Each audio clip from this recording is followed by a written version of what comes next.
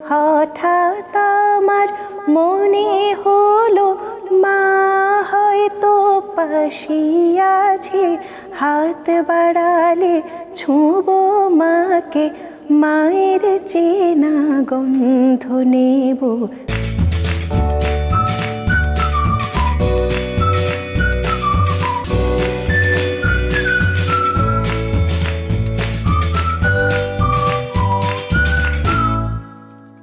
দর্শক, city bank নিবেদিত আরটিভির অক্ষরের গল্প আয়োজনে আপনাদের সকলকে স্বাগত জানাই। আমি সবসময় বলি যে আমাদের অক্ষরগুলো আমাদের বর্ণমালা রক্তে ধোয়া, আমাদের বাক্য, আমাদের এই বাক্য বিন্যাসের যে পদ্ধতি এবং আমাদের এই মাতৃভাষার জন্য যে সংগ্রাম, সেগুলো আগুন দিয়ে সেঁকে নেওয়া। দর্শক, আজকে আমাদের সঙ্গে যিনি আছেন পুতুল নামে অনেক পরিচিত তিনি আমাদের মধ্যে। পুতুলকে আপনারা সবাই দেখলেই চিনবেন পর্দায়। কথা শিল্পী, গানের শিল্পী, কবিতার শিল্পী, সবকিছু। কেমন আছেন আপনি? ভালো আছি। পুতুল, আপনি গান গাইলেও তো পারতেন, কবিতা লিখতে গেলেন কেন? গান তো গাইছি, গান গাইলে পারতাম তো অবশ্যই, গান না গাইলে একদম পারতাম না। গানটাই আমি গাই, এবং লেখালেখির যে বিষয়টা সেটাও হঠাৎ করে আসা নয়। মানে গানটা যে শৈশব থেকে আমি ভালোবাসতে শুরু করেছি, তেমনি বই ভীষণ ভালোবাসতাম তখন থেকেই। সাহিত্যের প্রতি অনুরাগী হবার যথেষ্ট কারণ ছিল, পরিবারে খুব সুন্দর সাহিত্য সহায়ক পরিবেশ পেয়েছি। তো ছোটবেলায় ভীষণ পড়তাম, মানে যেটাকে একটা সময় বাইরের বই বলা হতো, মানে পাঠ্যপুস্তকের বাইরে গিয়ে সাহিত্যের যে বইগুলো। তারপরে শিশুতোষ ভাবনা লিখে রাখা, ছড়া লেখা, গান লেখা, সেভাবে চলেছে। তবে একেবারে মানে লেখক হিসেবে আত্মপ্রকাশ করেছি, প্রথম মাধ্যম ছিল আমার কবিতা। প্রথম প্রেম, মনে হয় সকল লেখকের ভিতরেই মনে হয় প্রথম কবিতার উঁকিঝুঁকিটাই ধরা পড়ে আগে। এবং পরবর্তীতে যখন মনে হলো যে আমি লেখার সাহিত্যের আরও অন্যান্য ধারাগুলোতেও ভীষণভাবে আমি টান অনুভব করছি, আমার মনে হচ্ছে যে কবিতার চেয়েও বড় ক্যানভাসে যদি নিজেকে প্রকাশ করা যায় তাহলে মাধ্যমটা কি হবে, তখন উপন্যাস। সেভাবেই আমার কবিতা এবং উপন্যাস লেখার মানে বই প্রকাশের 11তম বছর চলছে, এবং গত 10 বছরে 10টি বই সেভাবেই প্রকাশিত হয়েছে, 3টা কাব্যগ্রন্থ, বাকিগুলো উপন্যাস। আপনার গ্রামের বাড়ি কোথায়? আমার গ্রামের বাড়ি ফেনী। ফেনীও তো খুব ঐতিহ্যময় একটা জেলা। আপনার বাড়ির পাশে কোনো নদী আছে? খুব মজার বিষয় হচ্ছে আমার জন্ম এবং বেড়ে ওঠা ব্রাহ্মণবাড়িয়াতে, আমার বাবার চাকরির সূত্রে, এবং সেখানে মেঘনা নদী। মেঘনা নদী। এবং মেঘনা নদীর একেবারে কাছে থাকতাম আমরা। আমার বাবা সরকারি কর্মকর্তা ছিলেন, তো চারপাশটা দেখলে মনেই হতো না যে সেটার ভিতরে এরকম একটা মফস্বল কিংবা উপশহরে এরকম একটা অবকাঠামো থাকতে পারে। তো হাউজিং কলোনির মধ্যে একেবারে উঁচু তলায় আমরা থাকতাম, 5 তলায়, এবং সেখান থেকে মেঘনা নদীর ছলাৎ ছলাৎ শব্দ থেকে শুরু করে পালতোলা নৌকা ভেড়া থেকে শুরু করে সমস্তটা দেখেছি। তো সেই পরিবেশটা পেয়ে আমি বড় হয়েছি। তিতাস একটি নদীর নাম, এটা জানেন, একটা উপন্যাস আছে, অদ্বৈতমল্ল বর্মণের একটা বিখ্যাত উপন্যাস, এবং ওটা নিয়ে ঋত্বিক ঘটক একটা সিনেমা করেছেন, দীর্ঘ লেন্থের ছবি, আমি দেখেছি ছবিটা। এই নদী নিয়ে কি আপনি কখনো ভেবেছেন, কোনো কবিতা লিখেছেন আপনার প্রিয় নদী নিয়ে? নদীটা আমার ভাবনায় ঘুরে ফিরেই এসেছে অনেকবার, কারণ আমার শৈশবে আমার ওস্তাদ জিজার সঙ্গীত গুরু, তিনি থাকতেন ভৈরবে।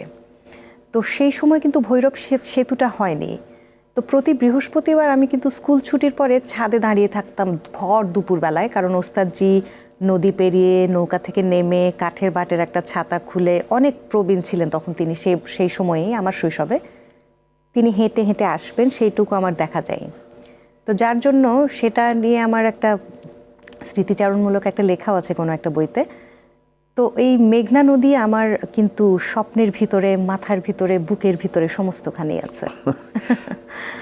আমাদের একটা মানে এর গান আছে, পথিক নবীর, আমার একটা নদী ছিল জানলো না তো কি। আপনার নদীটা আমরা জেনে ফেলেছি। হ্যাঁ, আপনার যে একটা গান আছে, নাইয়া ধীরে চালাও তরণী। জি, আচ্ছা, ওই গানটা একটু শুনি, তারপরে কথা বলি। নাইয়া ধীরে চালাও তরণী, নাইয়া ধীরে চালাও তরণী, একে ভরা ভাদর তাই বালা মাতোয়ালা মেঘোলা রজনী, ধীরে চালাও তরণী, ওরে নাইয়া ধীরে চালাও তরুণী। অসাধারণ। নজরুলের গান দিয়ে তো আপনার শুরু। জি। তো নজরুলের গানের বাইরে আপনি এখন আধুনিক গানও করেন। হ্যাঁ, নজরুলের গান গাইলে সুবিধাটা কি হয় বলুন তো? নজরুলের গান গাইতে গিয়ে তো ছোটবেলায় সুবিধার বুঝবার চেয়েও আমার কাছে মনে হতো যে এত সুরের বৈচিত্র্য, এক একটা গান এক এক রাগের ভিতরে, সেই রাগের ধরন চলন সমস্তটা গানের মধ্য দিয়ে আমার শেখা হয়ে যাচ্ছে। কিন্তু বড় হয়ে বুঝেছি যে আমি খুব কঠিন একটা কাজ করে ফেলেছি ওই সময়ে, যে এই গানগুলো গাইতে গিয়ে কণ্ঠটি যেভাবে তৈরি হয়েছে তার ফলে আমি সাবলীলভাবে অন্যান্য ধারার গানগুলো গাইতে আছে না যে হতাম যদি একটা নদী সাগরকুলের নাইয়া, এরকম একটা জি গান জি আছে। জি, সাগরকুলের নাইয়া আমার মাটির পুতুল অ্যালবামের গাওয়া একটা গান। আমার কম্পোজিশনে গানটা গেয়েছিলাম। গানটার মূল শিল্পী কিন্তু শ্রদ্ধেয় নীনা হামিদ। আমি সেই গানটাকে আমার কম্পোজিশনে গেয়েছিলাম। শুনি না গানটা একটু শুনি। সাগর কুলের নাইয়া রে অপুর বেলায়, ও মাঝি কোথায়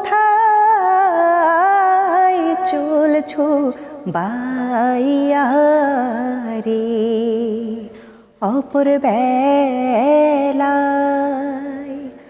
ও মাঝি কোথায় চলছো বাইয়া রে। অসাধারণ। আমরা যে আপনার কবিতা আমি পড়লাম, আপনি প্রোজ ফর্মে লিখেছেন, একটু সবকিছুর মধ্যে একটা ছোট ছোট গল্প আছে জি। কবিতার মধ্যে। এটা একটা ফর্ম, প্রোজ ফর্মে। তো আপনি এই ফর্মে আসতে গেলে কিন্তু এর আগে অনেক ধাপ পেরিয়ে আসতে হয়। আপনি কি সেই ধাপ নিজে পেরিয়ে এসছেন বলে মনে হয়, নাকি সরাসরি এই প্রোজে ঢুকেছেন? না, আমি অন্ত মিলে লিখতে যেমন পছন্দ করি, কিন্তু মুক্ত ছন্দে লিখতে আরও বেশি ভালো লাগে। কারণ আমি প্রথম কবিতা লিখতে উদ্বুদ্ধ বোধ করেছি নীরেন্দ্রনাথ চক্রবর্তী পড়ে। তার কবিতার লেখার ধরন, নিজেকে প্রকাশের ধরনে আমি ভেসে গেছি। আমার কাছে মনে হলো যে কবিতা এত সুন্দর হতে পারে, যেখানে আমার মনে হলো যে আমিও আমাকে প্রকাশ করতে চাই। গান লেখার তো একটা ধরন আমাদের আছে, সেটার একটা ছক আছে, সেটার একটা মাত্রা, বৃত্ত, ছন্দ সমস্ত কিছুই মাথায় রাখতে হয়। কিন্তু কবিতায় এই স্বাধীনতাটা কিন্তু আমি পুরোপুরি, মানে সদ্ব্যবহারটা আমি করেছি, যেখানে আমি মুক্ত ছন্দে কিংবা গদ্য আঙ্গিকে কবিতাটা লিখে যাওয়া। তবে আঙ্গিকগুলোর ব্যাপারে হ্যাঁ, মানে জানার চেষ্টা করি। ছন্দে লিখেছেন এর আগে? ছন্দে লিখেছি গান যখন লিখেছি তখন। আপনার গান কারা গেয়েছে?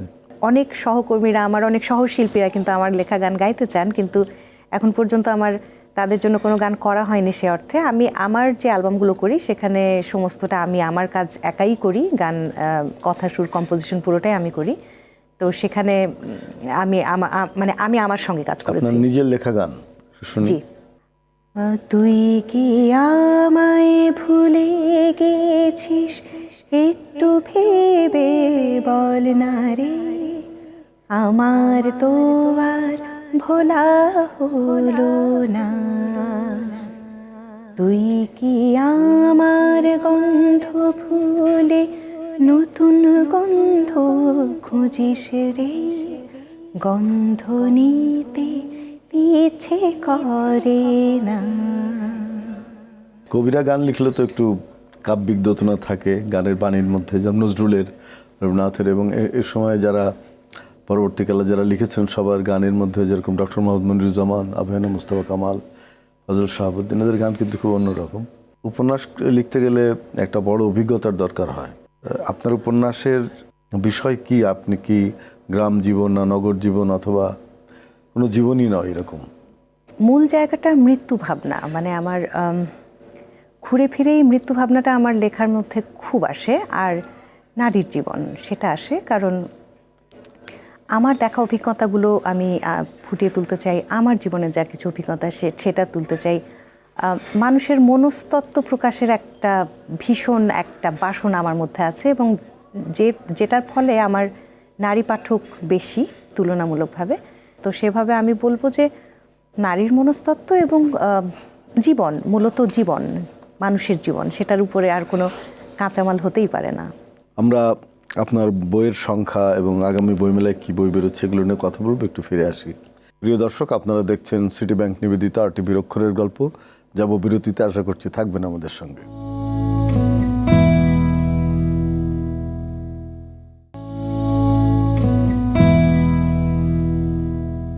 সুপ্রিয় সুধী, আপনারা দেখছেন সিটি ব্যাংক নিবেদিত RTVর অক্ষরের গল্প। আমাদের সঙ্গে আছে পুতুল।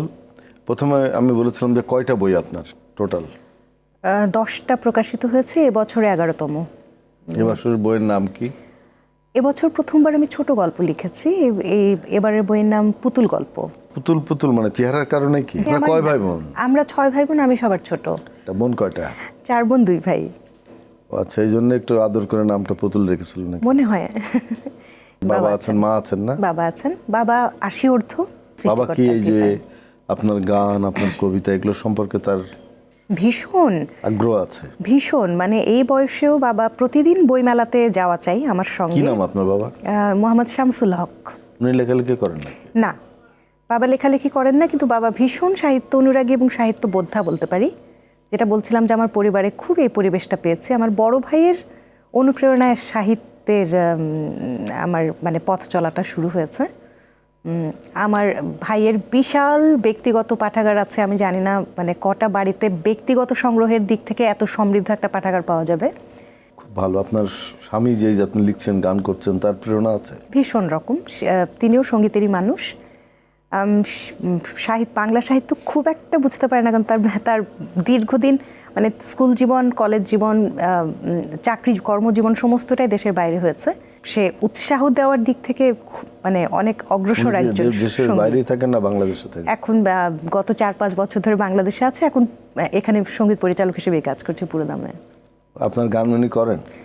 হ্যাঁ, না করে উপায় কি? ঘরের মধ্যে আছি, সংসার সঙ্গী যখন গানের মানুষ, আমি তো সবচেয়ে বেশি প্রাধান্য পাবো। হ্যাঁ, নিশ্চয়ই সংঘাত তো তৈরি হবেই।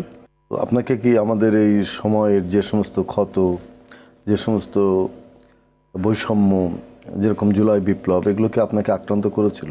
মৃত্যু আমাকে সবসময় আক্রান্ত করে। মানে আমি লক্ষ্য করি, হয়তো একেবারে অজানা অচেনা কেউ, সবাই খুব স্বাভাবিক সাধারণভাবেই হয়তো ঘটনাটাকে দেখছে, কিন্তু আমার ভিতরে সেটা এমনভাবে তীব্রভাবে একটা ক্ষত তৈরি করে যেটার থেকে আমি বেরোতে পারি না খুব সহজে। এবং সেই একটা বেদনার জায়গা কিংবা একটা অন্যমনস্কতা আমাকে বেশ কিছুদিন ধরে এলোমেলো করে রাখে। অবশ্যই সমাজে যা কিছু ঘটে, যা কিছু অসঙ্গতি, যা কিছু অন্যায় আমাকে ভীষণভাবে ছুঁয়ে যায়, এবং এগুলোই প্রত্যেক লেখকের জীবনকে মনে হয় আলো দেয়। আমি এভাবেই দেখি ব্যাপারটা। আমাকে অনেকে বলেন যে সাহিত্যে কেন এত বেদনাই থাকতে হবে, আনন্দ তো থাকতে পারে। আনন্দ আছে, কিন্তু ওই বেদনার ভিতরে তো কোথাও গিয়ে একটা আনন্দ থাকে। আর আমরা মনে হয় বিশ্বব্যাপী মানে মানুষের এমন একটা মনস্তত্ত্ব যে আমরা একটু বিরহের উপাদানগুলোই খুঁজতে থাকি। কেন যেন পূর্ণতা যে যা কিছু পেয়ে যায়, হ্যাঁ একদম, মানে পূর্ণতা পাওয়া যে কোনো কিছুর প্রতি আমাদের একটা সময় আগ্রহ ফুরিয়ে যায়, কিন্তু যা কিছু অপূর্ণ সেটা নিয়ে কল্পনাপ্রবণ হবার অনেক সুযোগ থাকে সারা জীবন ধরে, যে এটা এমন হতে পারতো। মানুষ সবসময় মূর্ত পছন্দ করে না, বিমূর্তও পছন্দ করে। আপনি তো অনেক মাধ্যমে কাজ করেন। একজন শিল্পী কি তার লেখালেখি, গান এগুলো দিয়ে জীবিকা নির্বাহ করতে পারে?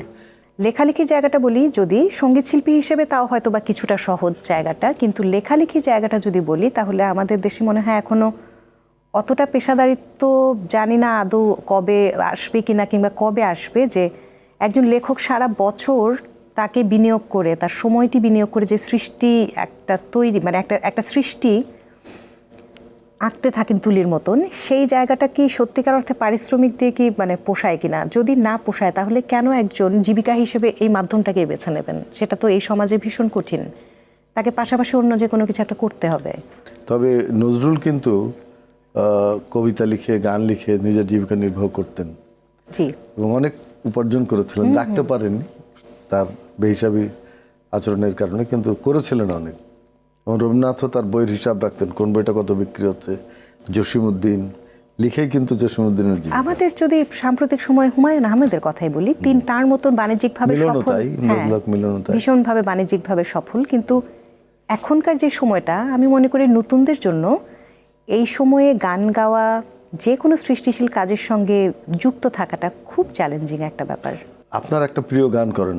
ব্যস্ত দিনের একটি ফাঁকে পড়লো হঠাৎ মাকে মনে, কাজের চাপে ক্লান্ত যখন আকাশে দেখার পাই না সময়, হঠাৎ আমার মনে হলো মা হয়তো পাশে আছে, হাত বাড়ালে ছুঁবো মাকে, মায়ের চেনা গন্ধ নেব। ব্যস্ত দিনের একটি ফাঁকে পড়লো হঠাৎ মাকে মনে। মাকে হারানোর একটা ভয় কি সবসময় তাড়িত করে? এই গানটা মূলত আমার শৈশবের মাকে খুঁজে ফেরার একটা গান। কারণ এই যে আমার এখনকার মাকে তো আমি দেখছি প্রতিনিয়ত তাকে রোগ শোক মানে আক্রান্ত করছে, জরা ব্যাধিতে তিনি একেবারে জর্জরিত। কিন্তু আমার শৈশবে যে মাকে আমি চিনতাম, যে মা আমার স্বপ্নে ঘুরে ফিরে আসে, সেই মা তো ভীষণ বলিষ্ঠ। সে মাকে তো মানে সে মা আমাকে আঁচলে আঁচলে রেখেছে, সে মায়ের চুড়ির ঝনঝন শব্দ আমার স্বপ্নের মধ্যে ফিরে ফিরে আসে। আমার এখনকার মা তো চুড়ি পরতেই পছন্দ করেন না, আর তার সেই শখ আহ্লাদের অধ্যায়টা পেরিয়ে গেছে। তো সেই যে স্বপ্নে আমার আঙুল ধরে হেঁটে চলা মার কে মনে করে এই মায়ের ছোট্ট পুতুল, যে যখন আমিও অনেক ছোট ছিলাম, আমার মাও মা হিসেবে অনেক ছোট ছিল। আপনি যে স্বপ্ন দেখেছেন, আপনি কি হতে চেয়েছেন? এতগুলো মাধ্যমে কাজ করেন, কিন্তু টার্গেট থাকে না, আমি এটাই ভাবো, সেটা কোনটা? সাহিত্য আর সঙ্গীত দুটো নিয়েই আমি চলতে চাই। গান তো আমার কণ্ঠে সৃষ্টিকর্তা যত বছর সুর দিয়ে রেখেছেন, এটা আমি দর্শক শ্রোতার জন্যই আমি আমাদের গেয়ে চলা সেভাবেই গাইবো। আর লেখালেখিটা আমার জীবনের ব্রত। আমি এমন স্বপ্ন দেখি যে আমি কেতকী কুশারি ডায়সনের মতন হয়তো 80 পেরিয়ে গেলেও তখনও আমার মনে হবে নতুন কিছু লেখা দরকার। তো সেভাবে সেইটা তো স্বপ্ন দেখি। আপনার গান শুনলাম, কবিতা শুনি একটা। কবিতার নাম একদিন ভেঙে যায় আমাদের প্রেম। তোমার কাছে এলে যেন উল্টো ঘোরে ঘড়ির কাঁটা, 60, 59, 58, 57, 80 ঠিক যেটুকু সময় হাতে নিয়ে যেন শেষ হতে থাকে পিছন থেকে। শরীরে যেন বেঁধে নিয়ে আসি বিস্ফোরক টাইম বোমা এক। সময় ফুরানোর অস্থিরতায় মন দিতে পারি না তোমার কথায়, বলতে পারি না কিছুই, বলতে চেয়েছিলাম যা কিছু। ফিরে যাই বুকে জমানো সমস্ত কথা বুকে নিয়েই, জিভের তলায় জমা রেখেই। কর্কট রোগাক্রান্ত মানুষ যেমনি কর গুণে হিসাব রাখে সঞ্চিত জীবন দিনের, গুণী প্রহর ঠিক তেমনি। গুনতে গুনতে শোনা হয় না কিছুই, হয় না বলাও। তেমনি অশ্রুত অব্যক্ত কথামালা বুকেই একদিন ভেঙে যায় আমাদের প্রেম। যদিও ভাঙেনি, ভাঙতে চেয়েছিল নাকি মনে হয়। না, শিল্পীরা কিন্তু ভেতরে ভেতরে ভেঙে যায় প্রেম, বোঝে না। আমার খুব ভালো লাগলো আজকে পুতুলের সঙ্গে কথা বলে, যে সে একজন গুণী শিল্পী, কবি, লেখক। আমাদের কিন্তু এই সবগুলো মাধ্যমে সফল হওয়া কিন্তু খুব কঠিন, কিন্তু আমার মনে হয় যে পুতুল অনেকটা সফল, এবং গানে তো অনেক বেশি সফল। তো আমি চাইবো যে আমাদের শেষ পর্যায়ে এসে পুতুলের একটা একটু বড় করে গানটা কিন্তু গাইতে হবে। একটা নজরুল সঙ্গীত দিয়ে শেষ করি আবার। আমার মনে হয় আপনি নজরুলেরই শিল্পী আসলে বেসিক্যালি। এটা আমি বোধ করি যে আমি একটা অন্যরকম সম্পৃক্ততা বোধ করি নজরুল সঙ্গীতের সঙ্গে। দীপ নিভিয়াছে ঝড়ে, জেগে আছে মোর আখি, কে যেন কহিছে কেঁদে মোর বুকে মুখ রাখি। পথিক এসেছো নাকি, পথিক এসেছো নাকি। অনেক ভালো লাগলো পুতুলের সঙ্গে কথা বলে। আগে তো শুধু গানই শুনতাম, এত কথা কোনোদিন হয়নি। তো আজকে কথা হলো এবং জানা হলো অনেক কিছু। আমার সাথে আমাদের দর্শকরা, শ্রোতারা জানলেন। অনেক ধন্যবাদ জানাই। অনেক দিন ধরে আপনি লিখুন এবং গান করুন, সেটা চাইব। প্রিয় দর্শক, সিটি ব্যাংক নিবেদিত RTVর অক্ষরের গল্প আয়োজনে আমাদের সঙ্গে ছিল পুতুল। ওর পুতুল কাব্য, পুতুল গান সব কিছু নামটা দিয়ে শুরু হয়। এটা আমাদের লোককবিরা করতেন, নিজের নামটা ঢুকিয়ে দিতেন যে কোনোভাবে, কিন্তু ও আধুনিকভাবে ঢুকিয়েছে, তার এই কৃতিত্ব। তার লেখার কৃতিত্ব, তার গানের কৃতিত্ব তাকে দিতেই হবে। আজকে আমাদের আয়োজনে পুতুল আসবার জন্য পুতুলের প্রতি অনেক অনেক ধন্যবাদ জানাই। যারা আজকে আমাদের সঙ্গে ছিলেন দর্শক, আপনাদেরকে অনেক কৃতজ্ঞতা। আপনারা ভালো থাকবেন, সুস্থ থাকবেন।